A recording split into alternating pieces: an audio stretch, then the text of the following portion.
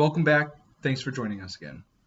So today, I'm going to kind of talk about how if you want to do something, man, just do it. So a lot of times in my life, what I've noticed is that I've kind of thought outside of the box when a lot of other people were thinking to themselves, oh, I don't know, that sounds really scary. People might notice me. Oh my God. So for a couple of examples of this is when I was a kid, I saw a movie and I saw one of the kids, I think it might have been A Christmas Story or something like that, and I saw the Capscoon hat. That hat with the kind of like fur top and it's got the big foxtail. And I said to myself, that's awesome, man. I'd love that hat. I'm going to get one of those hats. So I went to my dad and I said, Dad, I want one of those hats. He said, what hat? And I said, you know, one of those hats with the fur and the tail. He said, a Capscoon hat? And I was like, yeah, that one. And he said, bro, people are going to laugh at you. You can't wear that hat. And I said, no, Dad. I want that hat.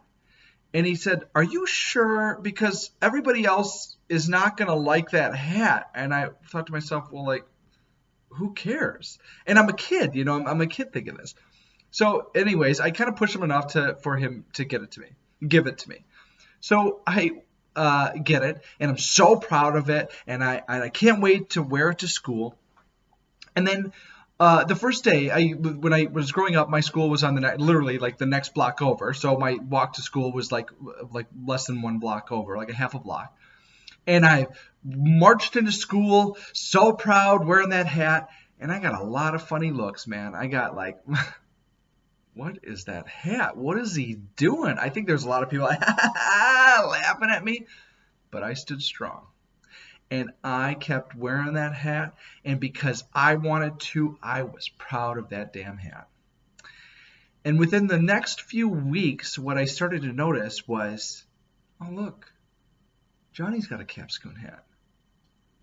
Tim's got a Capscoon hat.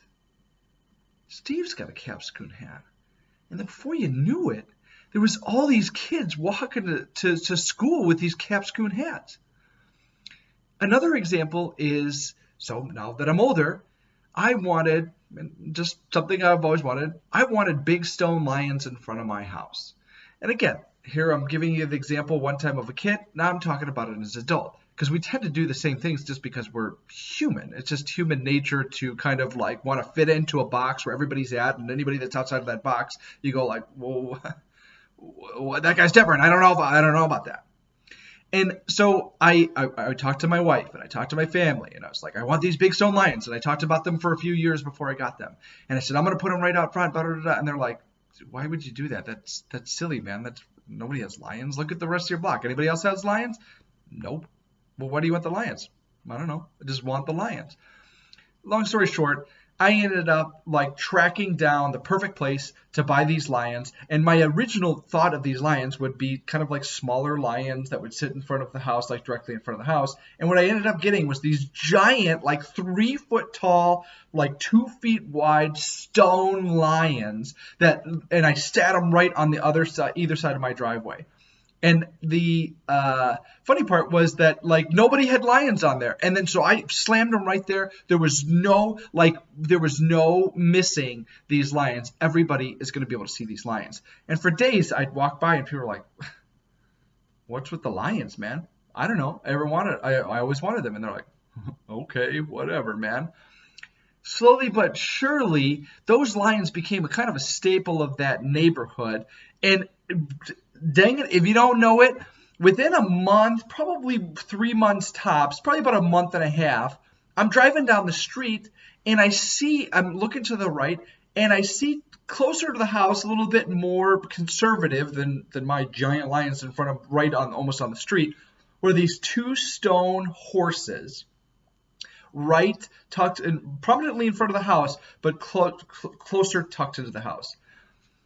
The point that I'm trying to make is that if you want to do something, do it. Because, you know, the one most valuable thing that we have in life, I've talked about this in other videos, is that life is very finite. So we don't know how much time we have. Hopefully we have a ton of time to spend with everybody, knock on wood. But, you know, if you want to wear that Capscoon hat, get the damn hat. If you want to put giant lions in front of your house, We're the giant lions. If you want to do whatever, fill in the blank, do it. Because what happens is that the leaders in life, the ones that think outside the box, those are the ones that kind of create the culture for the rest of everybody else that sits inside that box. Just like when I was a kid, man. I was a tiny little kid, but I still stood strong to what I wanted and realized I didn't have to sit inside that box. And slowly but surely, everybody else followed suit because I put it there. I was strong enough, even as a child, to be able to go out and do that. Same thing with the house, with the lions out front.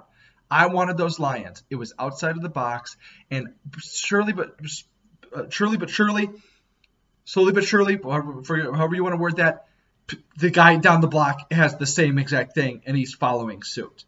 So if you want to start a business, if you want to push your artwork, if you want to do fill in the blank, man, do it, because that's how humans are. We need these beautiful creators in life that will feed the beauty in life and show everybody where the lines of that box is.